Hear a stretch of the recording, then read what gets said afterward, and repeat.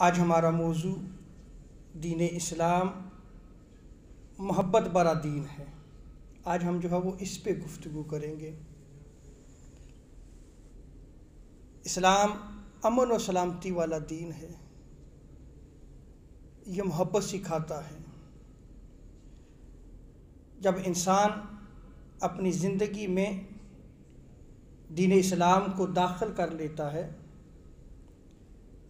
तो फिर उसकी निजी ज़िंदगी से माशरती ज़िंदगी तक, माशरती ज़िंदगी से फिर इंटरनेशनल लेवल तक जितने मामलात होंगे वो अहसन तरीके से जो है वो उनको सर अंजाम देता है,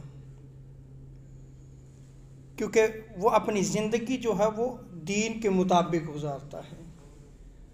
और दीन इस्लाम जो है ये मोहब्बत का पैगाम देता है। हज़रत मौला अली और मुर्तज़ा कर्रमल्लाहु वजह करीम इस रिवायत को नकल फरमाते हैं। आका अलैहिस्सलाम ने इरशाद फरमाया, रासुल अक्ली बादल ईमान, अक़ल की सरदारी ईमान के बाद है।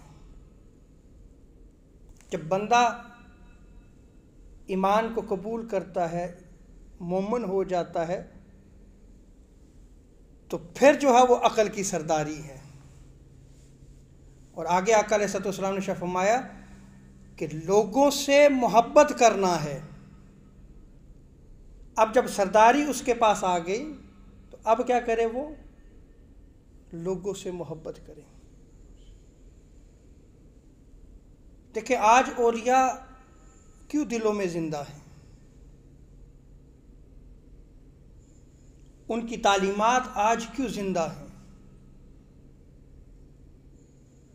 इसलिए कि उन्होंने मोहब्बत का पैगाम दिया था, मोहब्बत को फैलाया था आगे। उनकी मजलिस में हर कोई आके बैठता था।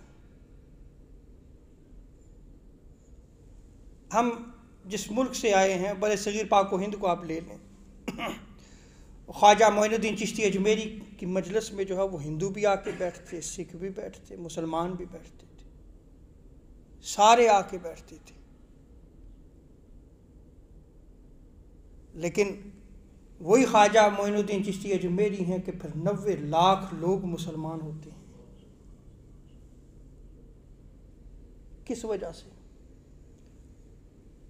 उनके मोहब्बत बड़े पैगाम की वजह से। आज भी अगर आप वहाँ पे जाएं तो आपको हिंदू भी मिलेंगे, सिख भी मिलेंगे, मुसलमान भी हाज़िरी दे रहे हैं। आज भी उनका वही पैगाम जिंदा है। उन्होंने क्या किया कि हुजूर के इस मैसेज को जिंदा रखा, और वो क्या था? मोहब्बत। बंदा जब सरदारी हासिल करता है तो सरदारी के बाद दिलों में हमेशा सरदारी उस वक्त कायम होती है जब वो बंदा जो है वो लोगों से मोहब्बत करता है।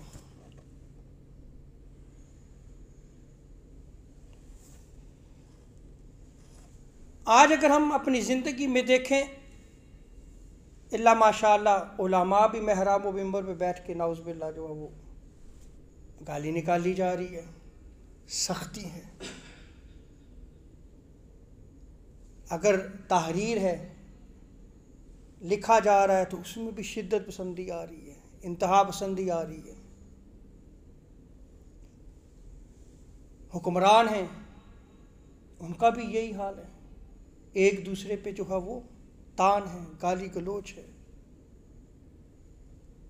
ख़ानदान हैं, ख़ानदानों में भी यही कुछ हो रहा है। हसद बुग़्ज़ की वजह से जो है वो एक दूसरे से दूरियां पैदा हो रही हैं, लड़ाई हैं, झगड़े हैं। तो आप ये देखें कि जो हमारी सोसाइटी है इस्लामिक, ये तबाही और बर्बादी की तरफ जा रही है। वो मोहब्बत का मैसेज जो है वो हमारी ज़िंदगी में नज़र नहीं आता, हमारे अमल में नज़र नहीं आता।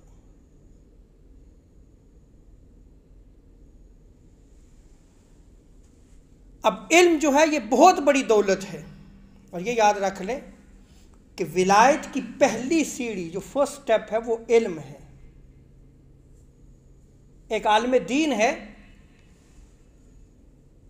और उससे जो है वो फिस्क का इजहार होता है, गुनाह करता है, ज़ाहिरन उससे गुनाह सरजद हो रहे हैं।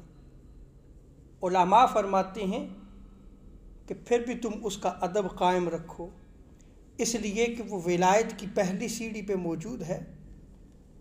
वो अगर ताइब हो जाता है और ताइब होने के बाद जो है वो फिर अपनी ज़िंदगी इस्लाम के मुताबिक गुजारता है, उसकी ज़िंदगी में ज़ुहद, वरा, तकवा, तहारत आ जाती हैं, तो फिर वो विलायत के जो है वो मकामात तय करना शुरू कर देता है, इसलिए कि वो विलायत की पहली सीढ़ी पे खड़ा है।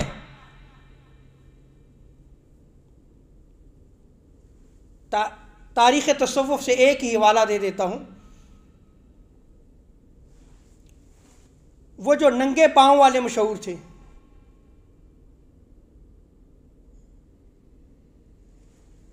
और नंगे पाँव जो है वो चला करते थे बड़े मुहद्दिस,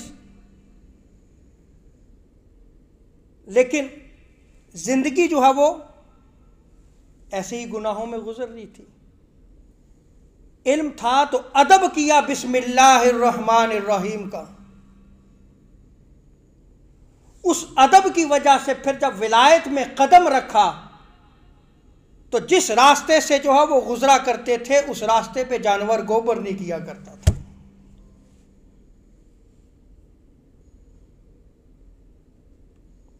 तो ये दीन यानी इल्म है। अगर इसमें भी आप देखें कि हजूर ने क्या इरशाद फरमाया है। हज़रत मौला अली और मुर्तज़ा जो है वो इस रिवायत को नक़ल फरमाते हैं। आप फरमाते हैं कि अगर इल्म के साथ बुर्दबारी, तहम्मुल, बर्दाश्त, नरमी ये आ जाए तो ये बहुत सब चीज़ों से ज़्यादा अफजल है। हर चीज़ से ये क्या है? अफजल है। इल्म है, साथ क्या आ जाए? बर्दाश्त, तहम्मुल, नरमी, ये अफजल है। इसलिए कि जब वो मेहराब व मिंबर पे बैठता है, जब वो लोगों की रहनुमाई करता है, तो उसकी अपनी ज़िंदगी जो है अगर तहम्मुल, बर्दाश्त और नरमी के साथ होगी तो लोग खिंचे खिंचे उसके पास चले आएंगे, और अगर सख्ती होगी तो लोग भागेंगे उससे।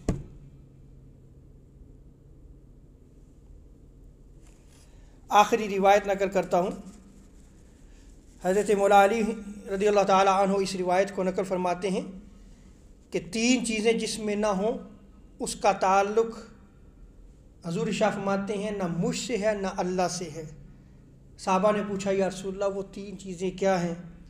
तो आपने फरमाया, पहली चीज़ है कि जिसमें बुर्दबारी ना हो, तहम्मुल ना हो, बर्दाश्त ना हो, और ऐसी बुर्दबारी जो जाहिल की जहालत को दूर कर दे।